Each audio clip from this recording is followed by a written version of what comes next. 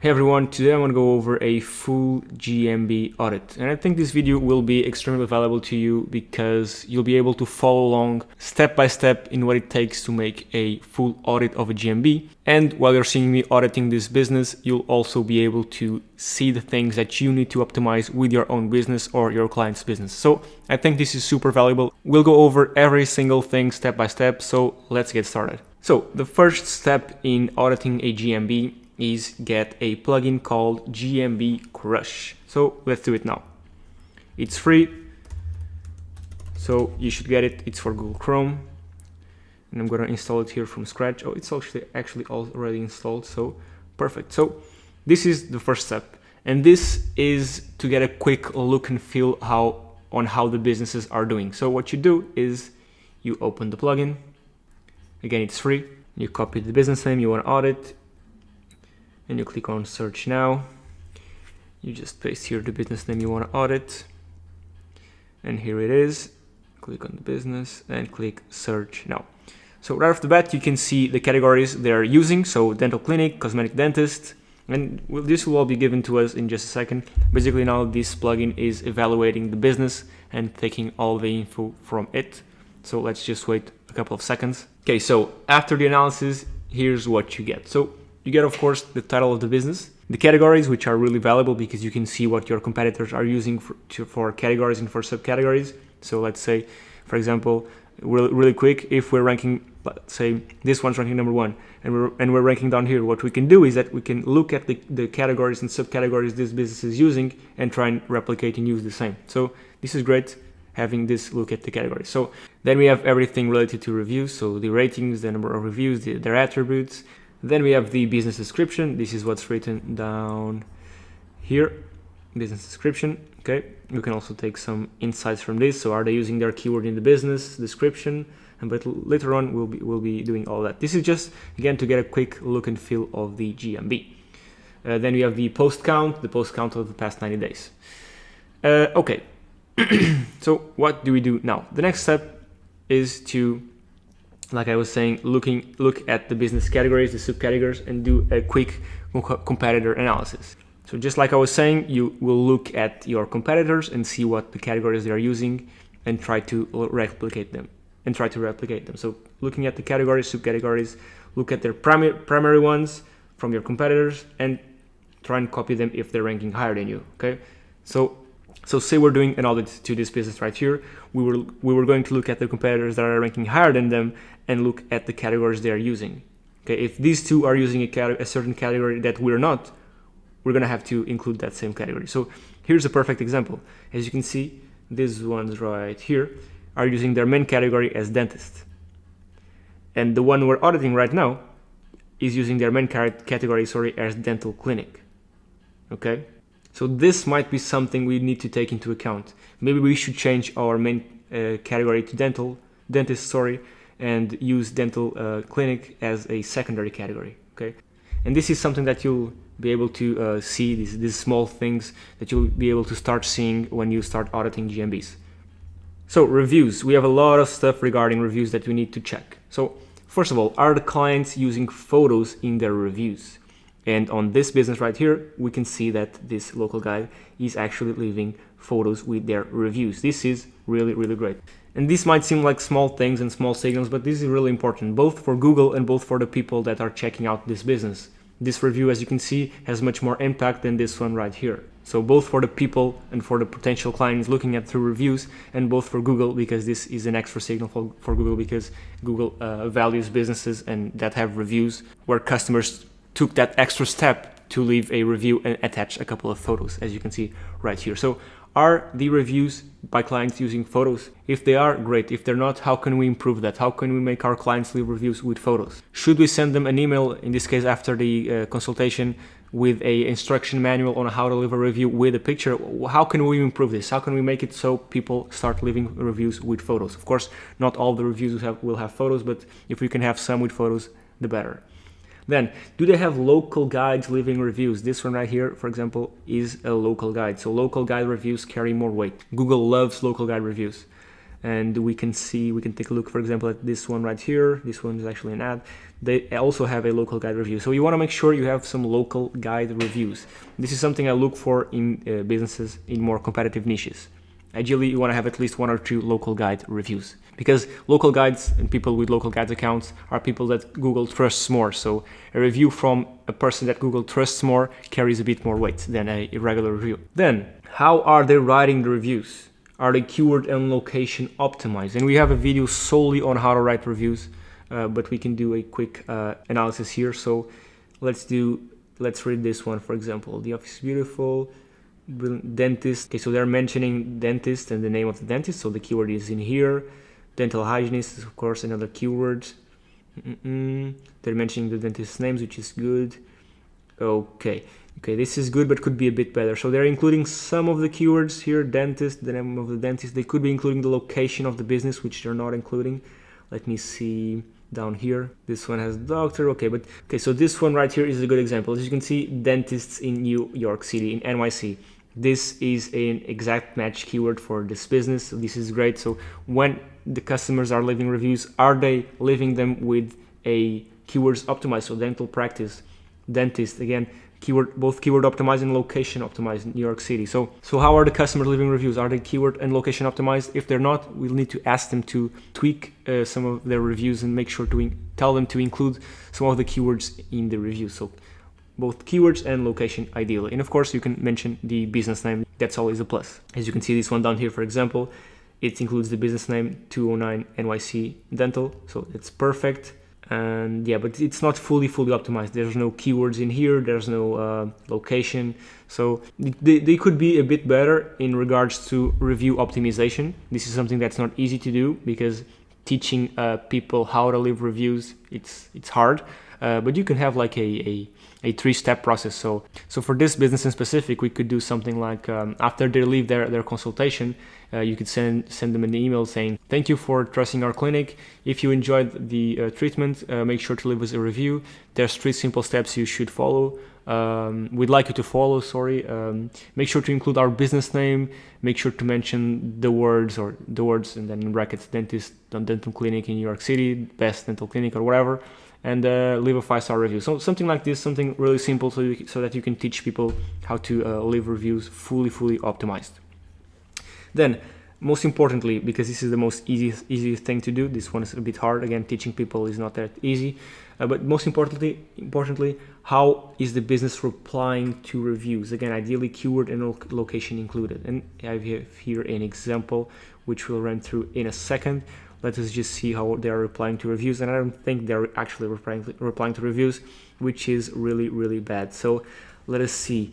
No reply to reviews at all. Yeah, so this is not good. So they should be replying to reviews. And why should they be replying to reviews? Because customers like to be replied to. And we have a video just on replying to reviews and why you should do it. It's both good for Google and for the business itself, because replying to reviews makes it so that other people, when they're looking through your reviews, they will see, okay, so this business actually replies to reviews and takes into account both the good reviews and the criticism, so I'll trust them a bit more. So all these small signals give out some more trust to both Google and to the people searching for your business. But again, we have a video on just that. So they're not replying to reviews. They should be replying to reviews. So not at all, not even a single one. I actually wanted to give you an example first of a bad reply to a review. Again, we have a video solely on this, but I want to find one right now just so I can show you exactly what I mean. So, okay, let's see this one right here. So, an amazing big review, and I'm not going to read throughout all of this, but as you can see, it's a really detailed review, a really good review. This person had a really good experience, and the reply is meh. It's not good enough. Should be much more professional. And we have again a video solely on this, so I won't be diving into how to actually optimize this reply right now for this business in specific, but I'll just tell you this is not good enough, and I'll show you how to make a reply that's proper. So first of all, you want to introduce yourself. Again, we have a video fully on this exact thing right here, but I'll run through it real quick. So you want to address the person and make it professional. So hello, in this case, Colette. Thank you for the 5-star review. Me and the whole team over at, and here you should include your business name. So again, these are all signals you're giving, small signals you're giving Google for it to rank you higher. So this is how you optimize review. So thank you, me and the whole team over at, in this case, NYC, sorry, yeah, in this case, let's do this one right here, 209 NYC Dental. The whole team at 209 NYC Dental really appreciates it. We are glad we could help you with the dental treatment or teeth whitening, for example, or roof installation, roofing repair, AC repair, whatever it is that your niche is in, you should include the keywords in here. An exact match or a long tail version of your keyword. You can of course add more text down here and make it review even more optimized. This is just an example. Then a call to action, please spread the word. Thank you, the team at, again, business name right here. So this is how you write a optimized review, not something just like we saw before. You want to make sure that it's fully optimized and not a canned pre-written reply. So not just a thank you so much. Okay, so after this we have our reviews being displayed on their website as well. This is important. You want to syndicate your Google reviews to your website and let us see if they're doing that or not. I assume, yeah, it's this one right here. So are the reviews being displayed on their website? I assume they are. Yep, they're right here. Yep, they're embedding the review. So this is great. This is something that's good. It's a good practice. They're doing it. They're syndicating all the reviews to the website to a review page. This is perfection. So are they doing this? If they are, great. Then we move on to the GMB Essential. So Google gives you up to 750 words to write your business description. So you want to make sure you use all of those words. So are they using all of those words? But yeah, so you want to make sure when you are creating your GMB in the description, make sure to use all the words. And of course, is the keyword optimized? Let us look through here. So business name, the first thing right off the bat, perfection. Location, a bit story of the business, location again, blah blah blah. Okay, dentistry industry. Okay. Yeah, it could be a bit better. They could include their main keyword in here. So they should include 3 or 4 main keywords in here. So in this case, I'd assume dental clinic, New York City, dentist in NYC. So this could be a bit better optimized, a tiny bit.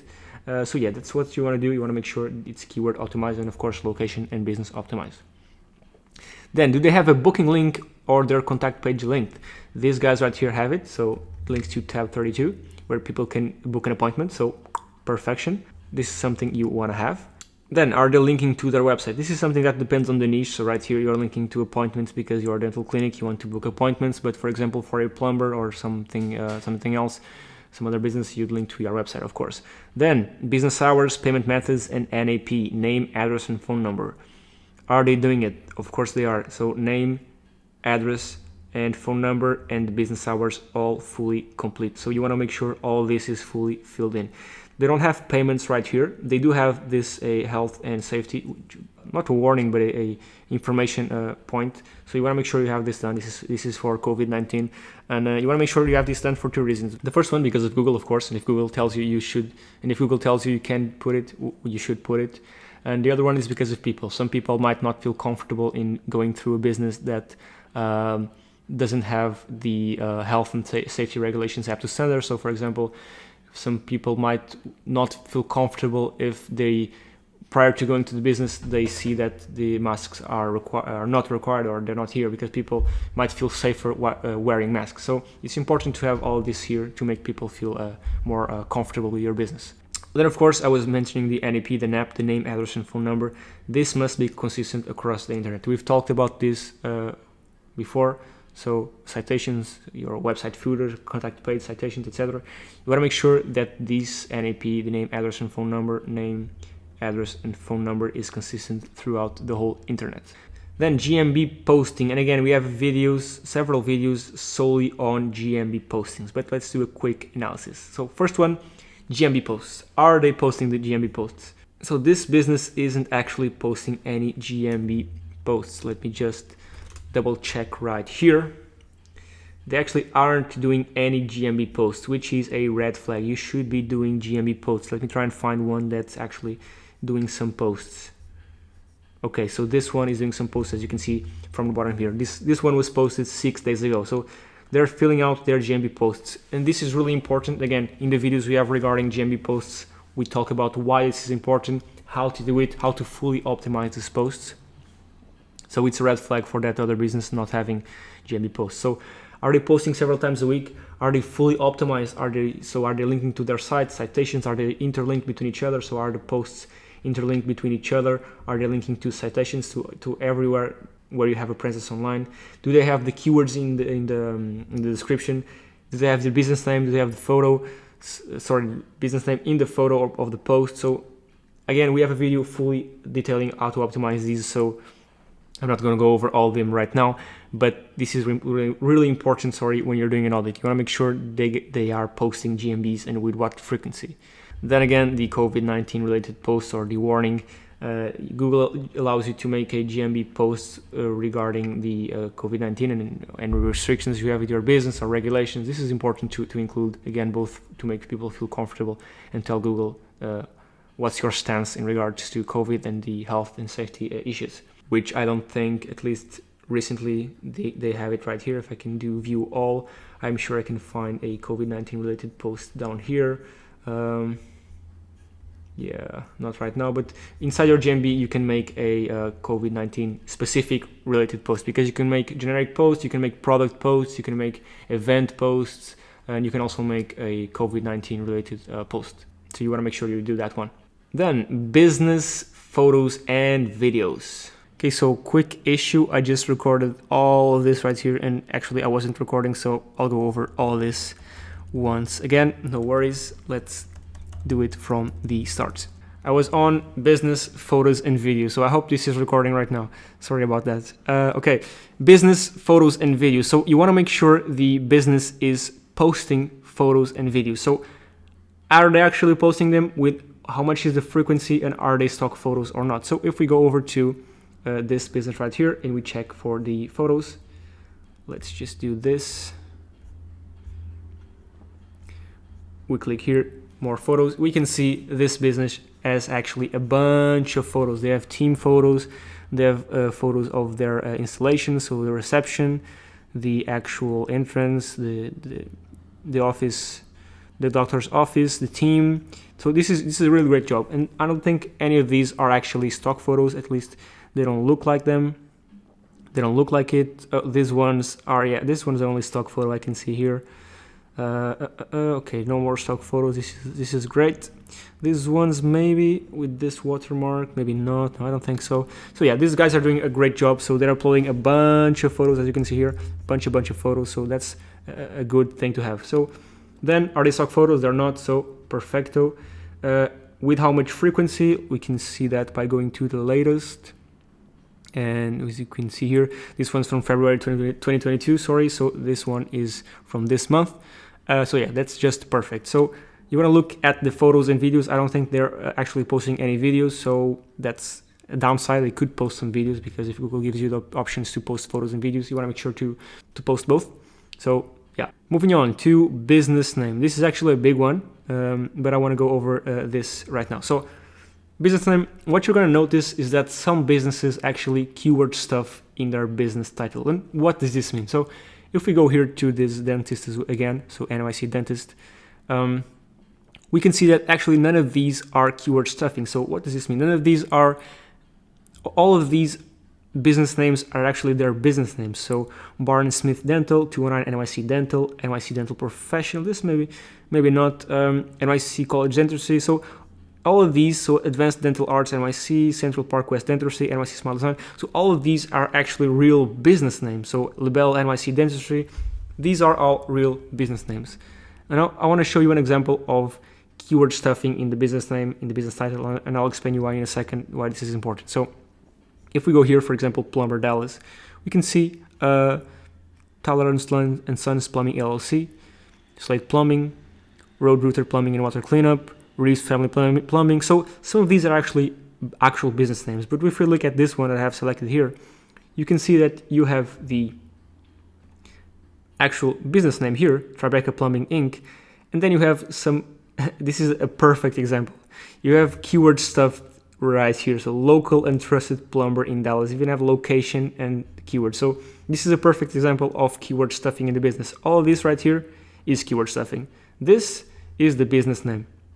All this right here is keyword stuffing. As you can see, local interested plumber in Dallas. So most likely this business isn't called Tribeca Plumbing Inc. local interested plumber in Dallas. This is a perfect example of keyword stuffing, and it is against Google's terms of service. But if your business name is actually called that, you don't need to worry. But like I said, most likely this guy's business isn't called all of this with the keywords and location stuff right here. But what you need to know is that these businesses usually rank higher because they have the keyword in the title. And it's not just because they have the keyword in the title, which is just another signal they're giving Google that they are actually a plumber in Dallas, for example here, but they usually have higher CTR, so click-through rates, because when someone searches for a plumber in Dallas, for example, if they see a result where the keyword is actually in the result, so the keyword they search for is actually in front of their eyes in a certain result, they're more likely to click that result instead of this one that's first, for example. So it's best for Google. Google actually ranks your business higher if you have the keyword in the title, and people often click your listing because they have the keyword they search for exactly in your business title.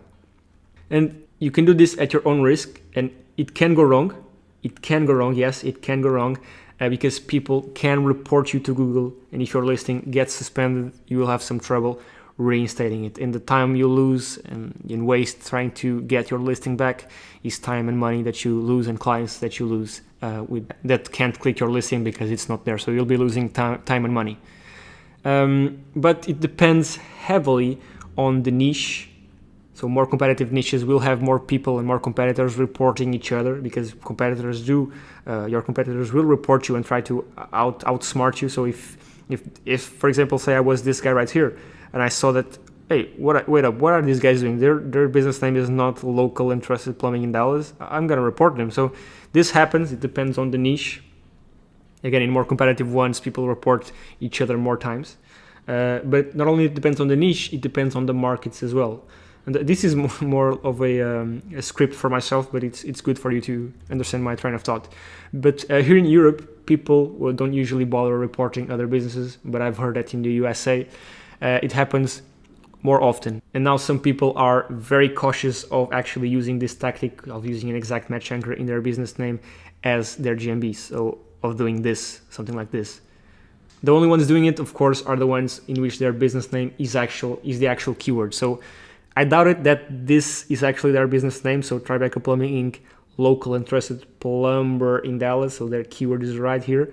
I doubt it that this is actually their business name, but if it is, great for them. Then this ties in with my next point. So there are some businesses actually right now that are purposely changing their legal names to have their GMB name in the title, and it works. So these guys might have changed their legal name. I don't know, who knows? And some people are actually doing this, and it works. And I want to finalize this by saying that having the keyword in your GMB name and the location, so keyword location, plumbing Dallas, for example, does heavily influence the rankings of your GMB.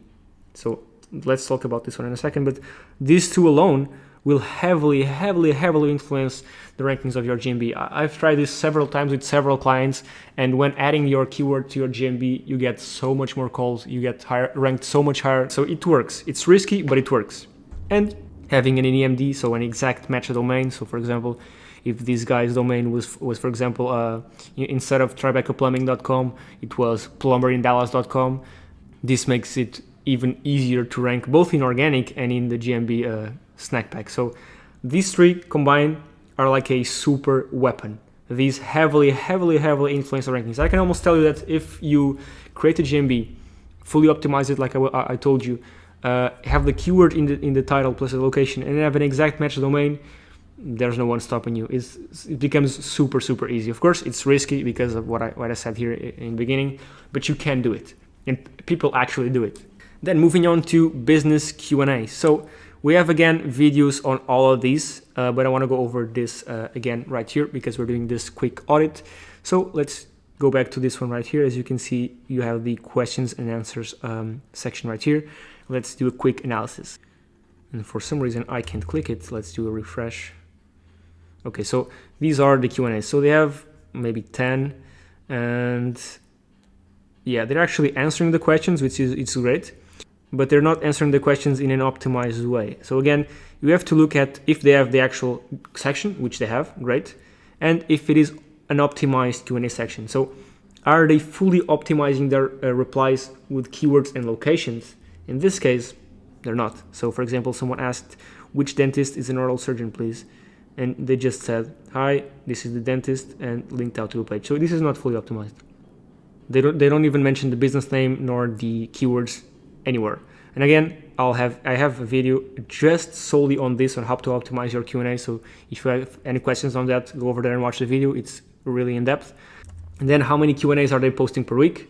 And then are they syndicating them to their website? So these guys aren't posting that many per week. Actually, these are really, really old, like 3 years ago, 3 years ago, 3 years ago. And this one was 8 months ago. So that's not good. They should be posting more. And again, I go over on how many you should be posting a week in the video about optimizing Q&A sections. But let's just out of curiosity look at their website and see if they're actually syndicating the Q&As to their website. So they have here an FAQ section.